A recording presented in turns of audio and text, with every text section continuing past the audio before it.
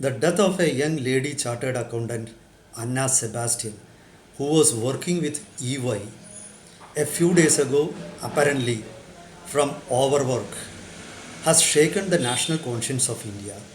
It has sparked debates not just about the appalling work conditions at EY, but about the unhealthy work practices in many of the corporate houses in India.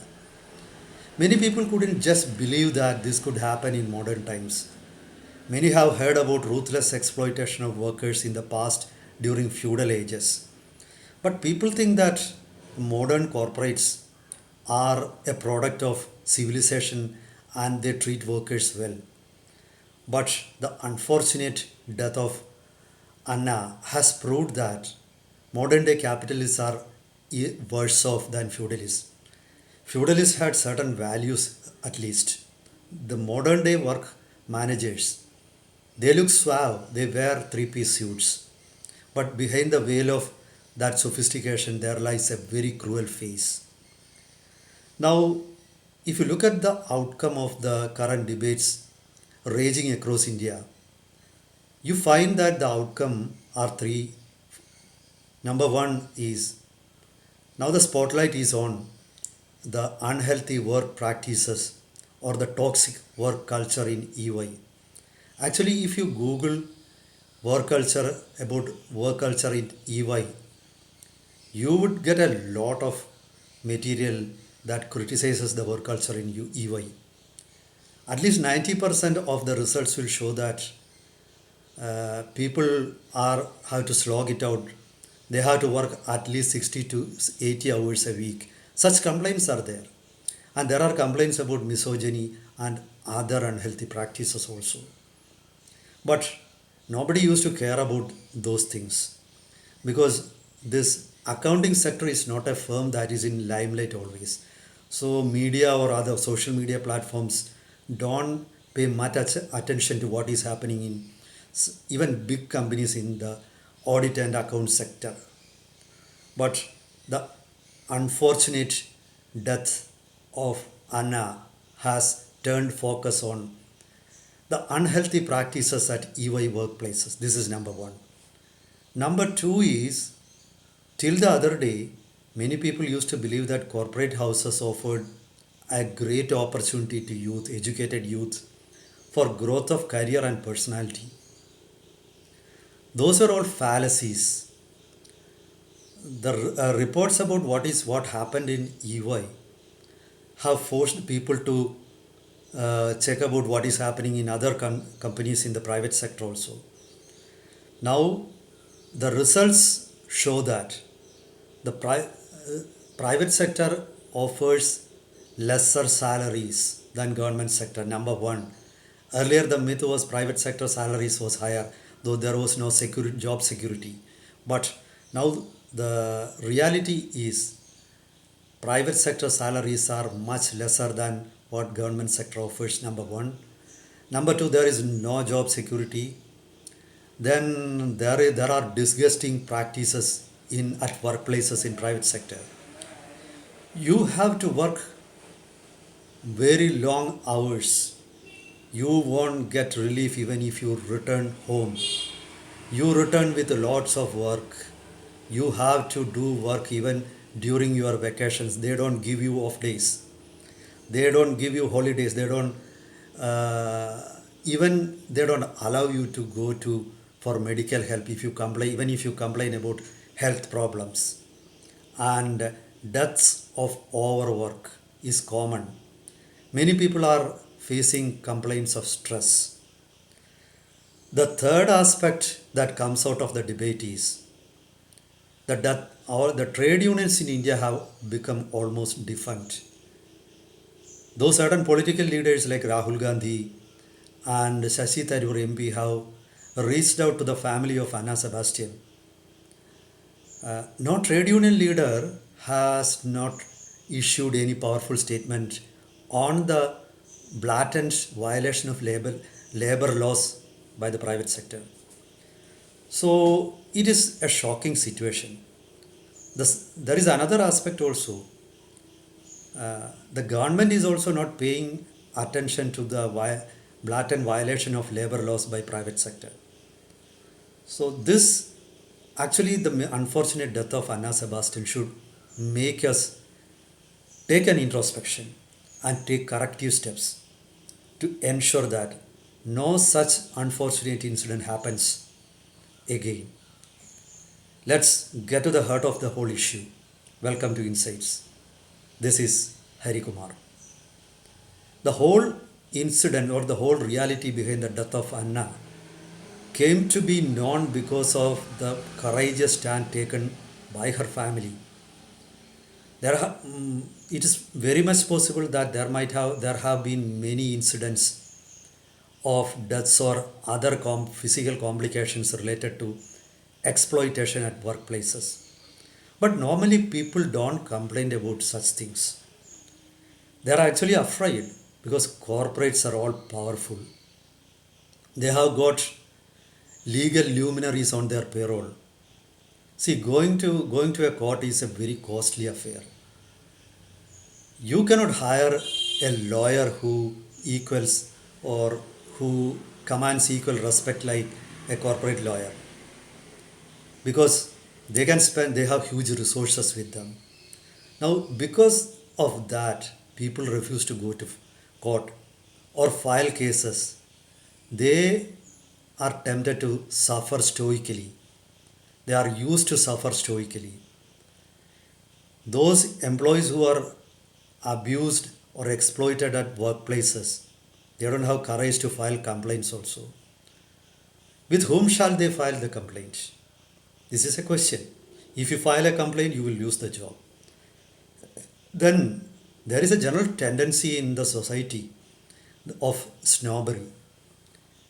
You think that just by claiming that you are working with a prestigious or a big company, you think you get a lot of respect in the society, and you want that. You even refuse to say you are a worker, you say you are a professional.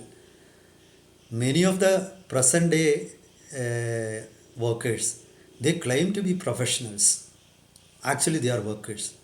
First of all, if you want to claim your right, you should term yourself as a worker. A professional is a person who practices independently. A chartered accountant, if he practices independently, is a professional. A lawyer, if he practices independently, is a professional. But if you are a part of a corporate firm, if you are a part of a private sector company, then you are a worker. Be proud of your status as a worker. Then you can claim the rights of a worker. Now, this is one problem that the trade unions find also to unite workers. Modern day youth in IT sector, in other outsourcing sector, they consider themselves as professionals, so they don't claim the rights of workers. Now, Anna's family, they revealed the truth. Her father said she was facing so much trouble at the office. Her manager was a toxic person who would force her to work overtime, not just in office. He would give her work when she goes back home, or her accommodation in Pune where she was working. So she couldn't even sleep. She had severe health problems. She was facing. She have had headaches. She had then other stress related problems. She had suffocation. She used to seek medical help also. She had complained that even for taking medical help, the management was not giving her any holiday. So that was a difficult situation. Her family asked her to resign, but she said she hoped, these are our hopes, she hoped that she would gain valuable experience and that would help her in future career. So people always think like that, and that gives a leeway for those private sector companies to exploit their workers. So that happened in Anna's case also. And one of her cousins wrote a very poignant post in a social media in which he said what was her manager was like a grim reaper. So it was like their seniors are like death personified. They would, behind the veil of civilization, civilized nature, there lies a toxic face. There lies a venomous face. They would not leave any stone unturned to exploit the worker. They are silver tongued executives. These people are trained to exploit people.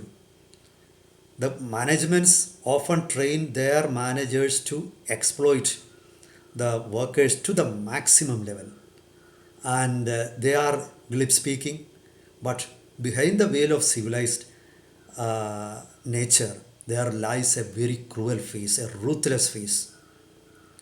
So that is the work culture, that was the work culture practiced there. Now let's look into the volley of complaints filed against or raised against EY in other countries also. For example, in 2019, employees at Barcelona office of the EY complained about heavy workload. They said they were forced to work over 80 hours a week. You can imagine. So that was reported by newspapers also. If you Google it, you will find about that. In 2021, uh, in 2019, I'm sorry, the earlier incident happened in 2021 at Barcelona. In 2019, the popular online media Huffington Post reported an event that happened in the US. EY held a seminar on the pretext of empowering women employees, but actually the seminar was a sexist seminar. Many of the speakers at the seminar showed a misogynist attitude. There were complaints about it. And another incident reported by newspapers is uh, that happened in July 2023. And the Australian Sex Discrimination Commissioner, Elizabeth, she conducted a study at the workplace of EY, and she got a lot of complaints about sexual harassment, racism, etc. Almost 46% complained about health problems due to overwork. So that all those incidents explains the work culture of EY. I wonder whether government of India has not noted such reports. If not, they need to make a thorough assessment of what is going on in EY. Fortunately, newspaper media reports say that the government of India has constituted an inquiry into what is happening or the workplace culture in EY. Let's hope those investigations would be held sincerely and honestly, and corrective steps, if needed, will be taken. The manager who was responsible for the unfortunate death of Anna needs to be suspended immediately, and he should undergo legal trial also, because as per newspaper reports he seems to have violated labor laws in India, and therefore he should be taken to task. This is for the government to ensure, for the labor department to ensure, for the police to ensure. Now, let's come to the second part, that the general work atmosphere in private sector in India. As I said earlier, many people, many youth used to think that private sector offered them a great opportunity to develop their personality and career, but this is a total fallacy. Many people used to think that office politics is not there in private sector, and if you are given some work, you can go ahead with it and you have the freedom. But that is absolutely wrong, since there are no labor laws and in many private sector companies. It all depends on your manager, whether your manager is a nice person, a civilized person, or a law-abiding citizen, or he is a thug, or he is a rampant violator of laws. It decides your career and future also. So government workplaces are much much better. There you get self-respect, a very good amount of self-respect. You get outside of the respect of the public also. That's their number one. The second aspect is there used to be a school of thought that private sector will pay more while the government sector salaries are less. But that's also wrong now. That was true around 30 years ago. But now government sector salaries are much much better than what is offered by private sector. For example, in some of the IT company, famous IT companies in India, the starting salaries are for IT engineers is around rupees 30 to between rupees 30 and 35,000, whereas a policeman gets more around 38,000 rupees in the beginning. To become a policeman, you just have to be a matriculate pass. You don't need to take an engineering degree. So it becomes clear that salaries, there is no comparison between salary of government sector and private sector. In comparison, the government sector wins hands down. Now, promotions and other benefits including leave salary, leave surrender salary, leave travel assistance, everything is there in government sector. They are given religiously, I mean without delay. In private sector, very few companies give them, and even if they give, they would be erratic. So salary or benefits, no comparison with government sector. Now, of course, office politics is there in government sector also. Politicians will also intervene. But you have got the right, you have got laws. If you have the courage, you can stand up to them and you can brush aside their diktats. That freedom is there in the government sector. But in private sector, there is no freedom. Once you loses the sympathy or love of your manager, then you are lost. You will be sacked. No labor laws apply. This is the situation in private sector. Coming to the third aspect, the death of the trade unions. Trade unions in India are now almost defunct. That is why I said no trade union leader made a proper condemning statement on the latest incident in EY. I agree that some political leaders like Rahul Gandhi and Shashi Tharoor MP have condemned the incident.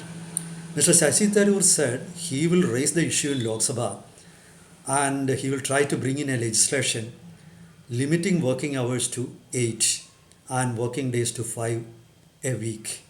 But many people have expressed surprise over the statement of Shashi Tharoor because it seems that there is still a law in India that limits the working hours, that limits the number of working days, etc. If it is not there, nobody knows whether it was in place there and the government had annulled the law. Nobody knows about that. No newspaper has reported that or no media has discussed it. If it's not there, it's a grave mistake. It should be there. So, well, if Shashi Tharoor takes initiative to bring in a legislation, it's good. Let's congratulate him. Now, the government of India has announced an inquiry into what happened in EY or the death of Anna and the circumstances that led to it. It's good. But the government at the center and state needs to ensure that proper regulatory mechanisms should be put in place.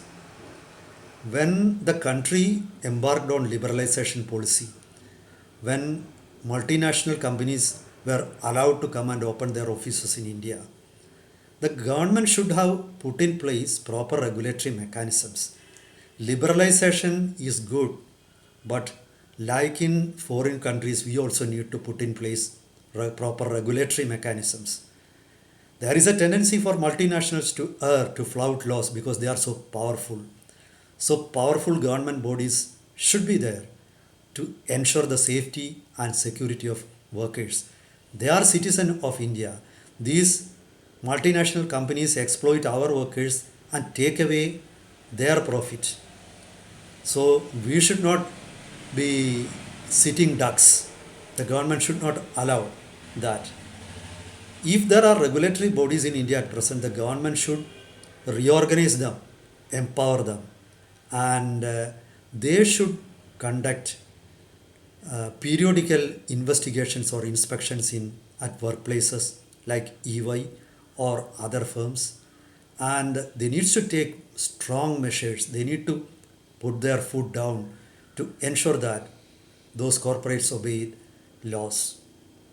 Now, I hope the present unfortunate incidents will lead us to a new thinking. Trade unions are not a bad thing. It is true that certain trade unions have erred and they became exploiters of people.